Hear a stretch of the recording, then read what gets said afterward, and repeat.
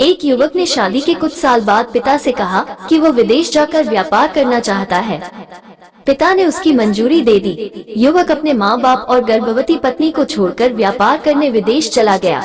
उसने विदेश में कड़ी मेहनत की और धन कमाया और वो बहुत अमीर सेठ बन गया।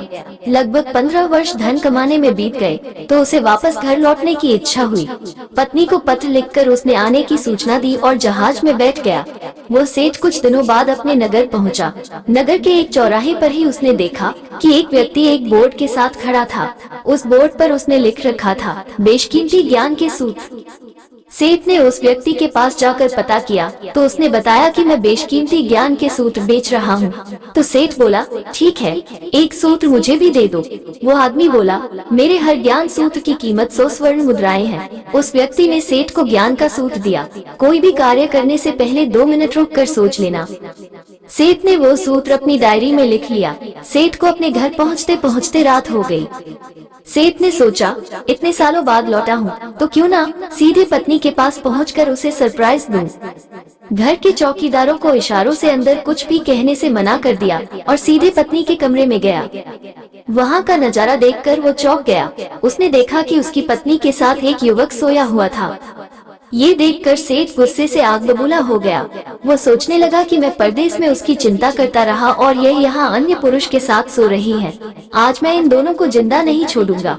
वो गुस्से से अपनी तलवार निकालकर दोनों पर वार करने ही जा रहा था। इतने में उसे 100 स्वर्ण मुद्राओं के बदले जो ज्ञान सूत्र खरीदा था उसकी याद आ गई कि कुछ भी कार्य करने से पहले 2 मिनट सोच ले। वो 2 मिनट सोचने के लिए रुका। उसने तलवार वापस पीछे हटाई लेकिन वो किसी बर्तन से टकरा गई।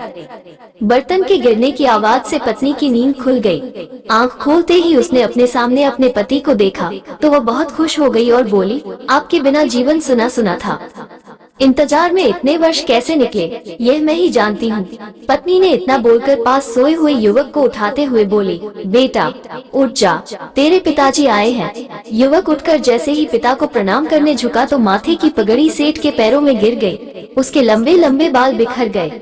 सेठ की पत्नी ने कहा, यह आपकी बेटी है, इसके सम्मान को कोई आंच न आए, इसलिए मैंने इसे बचपन से ही पुत्र के समान पालन पोषण और संस्कार दिए हैं।